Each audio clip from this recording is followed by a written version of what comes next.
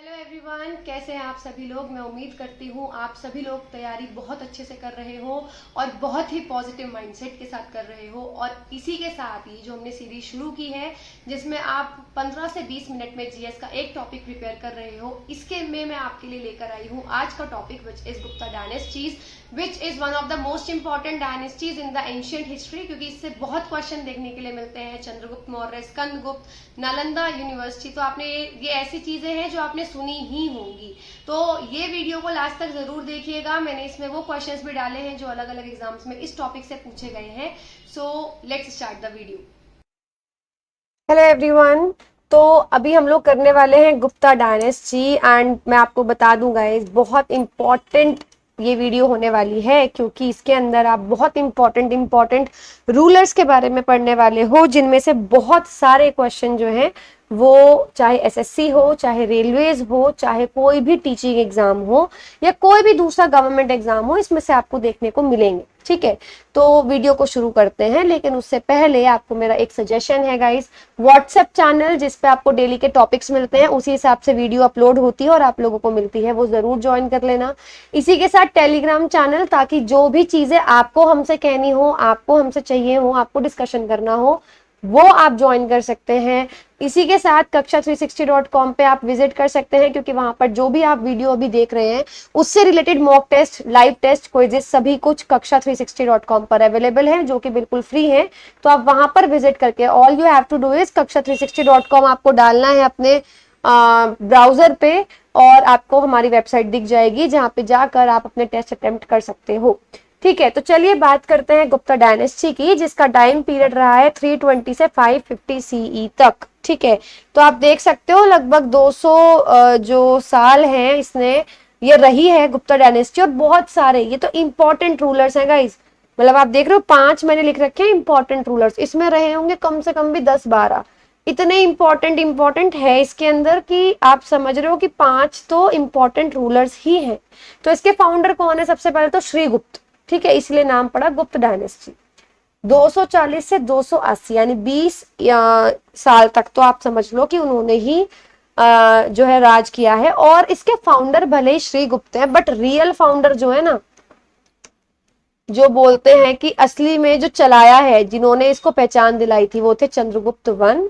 जैसे चंद्रगुप्त मौर्य भी बहुत इंपॉर्टेंट है, इस तरीके से चंद्रगुप्त वन भी बहुत इंपॉर्टेंट है। ओके, तो चंद्रगुप्त वन में जितना पढ़ोगे उससे कई गुना ज्यादा चंद्रगुप्त 2 में पढ़ोगे। तो चलिए शुरू करते हैं। पहले बात करती हूँ इंपॉर्टेंट रूलर्स की।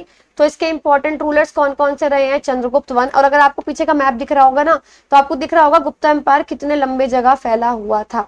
ओके, तो चंद्रगुप्त वन, समुद्रगुप्त, चंद्रगुप्त 2, कुमारगुप्त और स्कंदगुप्त, ये बहुत ही इंपॉर्टेंट रूलर्स रहे हैं।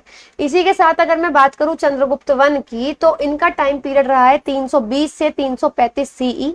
इसके अलावा आप देखो इंपॉर्टेंट चीजें क्या हैं। एक तो हो गई ये कि इन्होंने महाराज धीराज का टाइटल अटेन किया था, और आपको पता है ये टाइटल आपका श्रीगुप्त ने भी अटेन किया था, लेकिन उनके बारे में नहीं आता, क्योंकि उनका जो राज्य रहा है ना, राज्य का जो समय रहा है बहुत शांत गुजरा है। इनका क्या था, इन्होंने गुप्ता इरा समझ लो शुरू किया, गुप्त संवत शुरू किया 319 से 320 ईस्वी तक।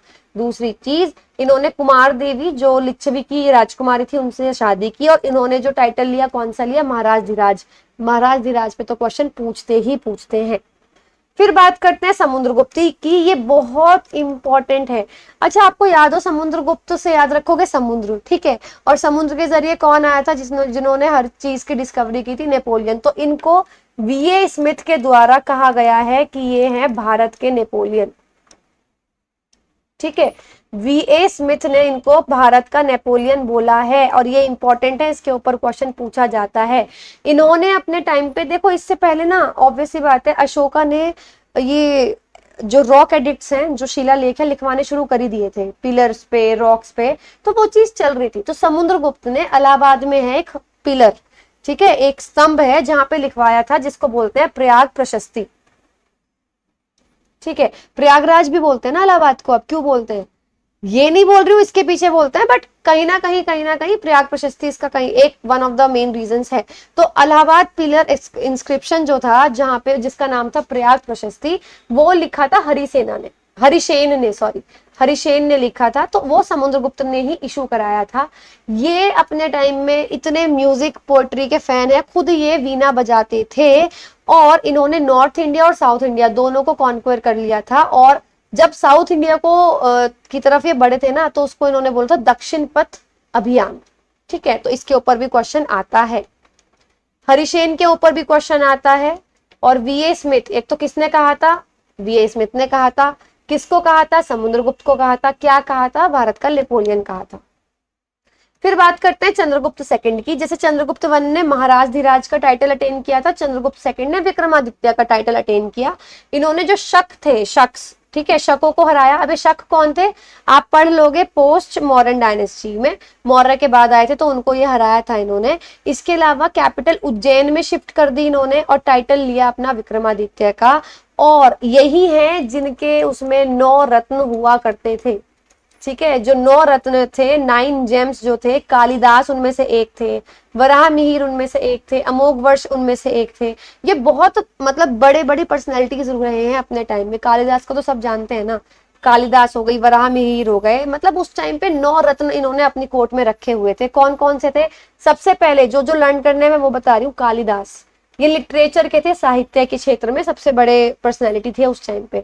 अमर सिंह, अमर सिंह जो थे वो इन्होंने उस टाइम पे डिक्शनरी लिखी थी, लेक्सिकोग्राफी मतलब शब्दकोश, यानी जो शब्दों से खेलते थे, तो अमर कोश जिसको बोलते हैं, या डिक्शनरी इन्होंने बनाई थी संस्कृत में।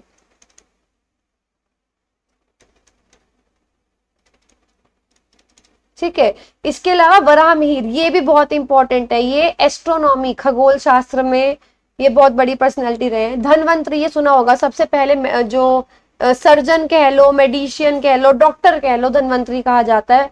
उस टाइम पे इन्होंने अच्छी अच्छी सर्जरी की है मेडिसिन के क्षेत्र में, आयुर्वेद के क्षेत्र में। शंकु, वेटल भट्ट, इसके अलावा आपका घटाकर पार, शाहपानक और हरिसेन। हरिसेन भी आप याद कर सकते हो, ये इनके पोएट थे और हिस्टोरियन थे। ठीक है, दरबारी कवि और इतिहासकार हरिसेन वही थे जिन्होंने इलाहाबाद में जो पिलर का इंस्क्रिप्शन था वो इन्होंने लिखा था।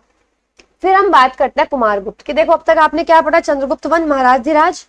फिर आपने क्या पढ़ा, फिर आपने पढ़ा आपका समुद्रगुप्त, नेपोलियन ऑफ इंडिया, जिन्हें म्यूजिक का बहुत शौक था। इसके अलावा कविराज, उन्होंने टाइटल अटेन कर रखा था उस टाइम पे, क्योंकि पहले क्या होता है और अभी भी होता है कि जो लिखते हैं ना वो अपना एक पेन नेम रखते हैं। पेन नेम का मतलब कि जब भी वो लिखेंगे तो वो अपना जो ऑथर है वो ये कहला के, ये अपना नाम ना बुलवाकर वो कुछ और कहलवाना पसंद करते हैं, तो उस टाइम पे कविराज उनको कहा जाता था। ठीक है, फिर आपने क्या पढ़ा, चंद्रगुप्त सेकंड, जिनके कोर्ट में 9 रत्न थे। फिर आया कुमारगुप्त। कुमारगुप्त बहुत इंपॉर्टेंट रहे हैं क्योंकि इन्होंने नालंदा यूनिवर्सिटी की खोज की है।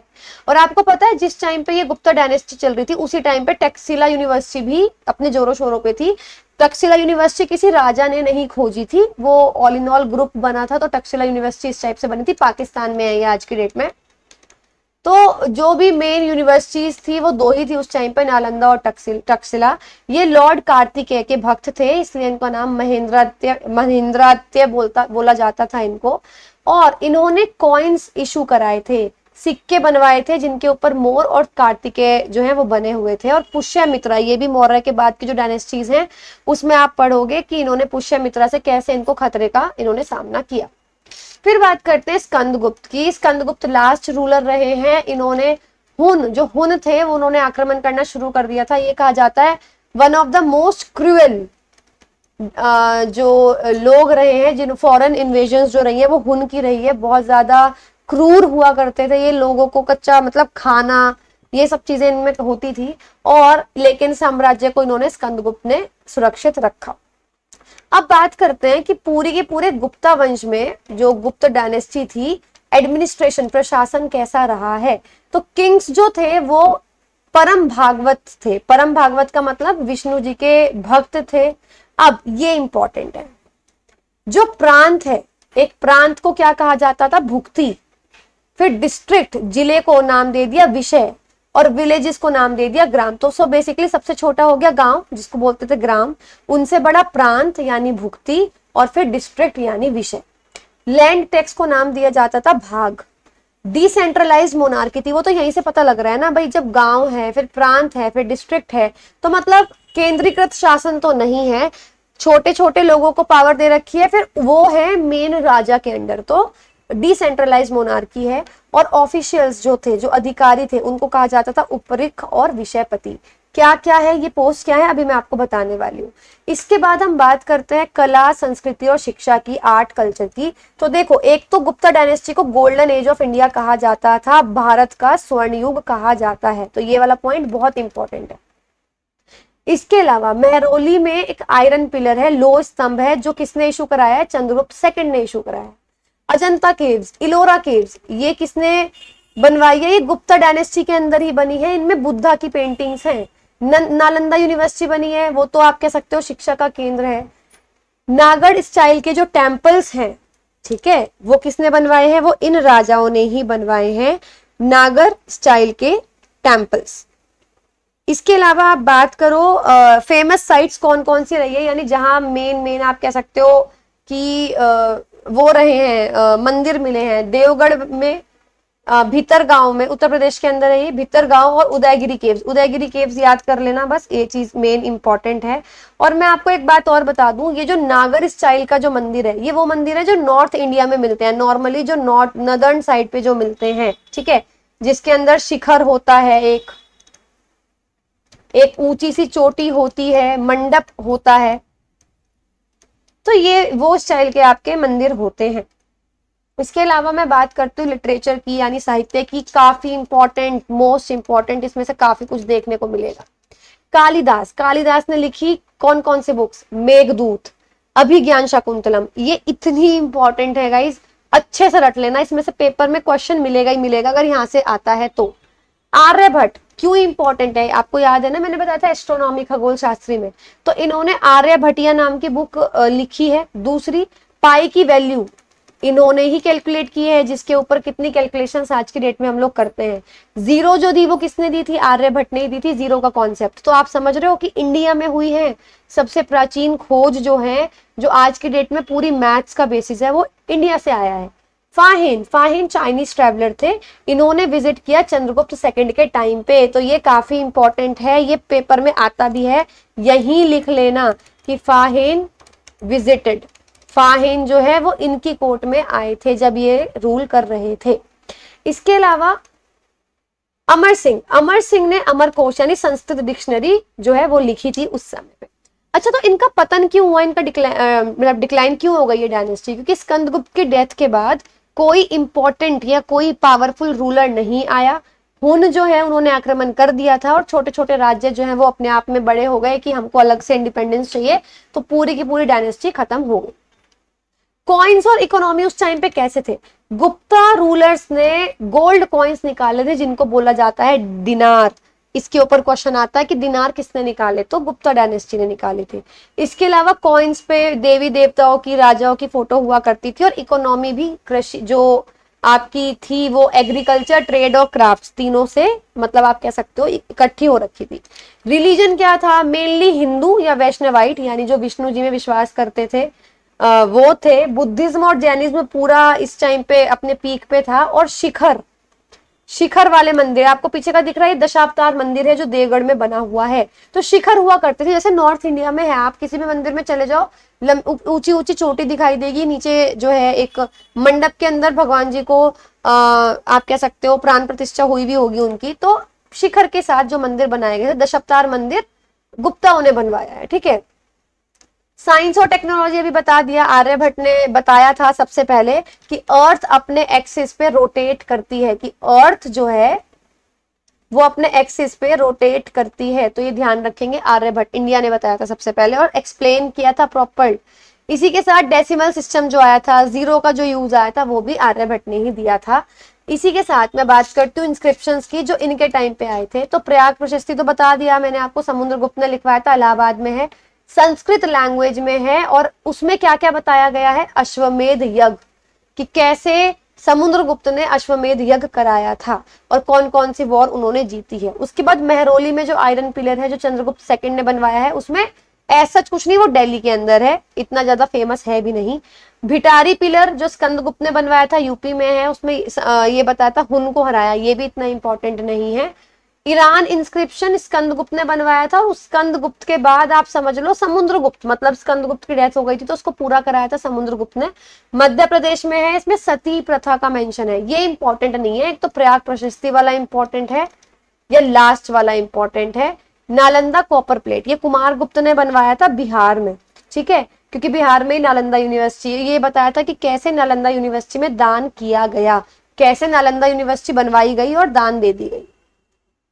इंपॉर्टेंट टर्म्स, अब देखो ये वो टर्म्स है कि ऑफिशियल्स किस किस नाम से थे। जैसे भुक्ति, भुक्ति था प्रोविंस यानी प्रांत। विषय, विषय था डिस्ट्रिक्ट जिला। आयुक्त, आयुक्त थे ऑफिसर अधिकारी।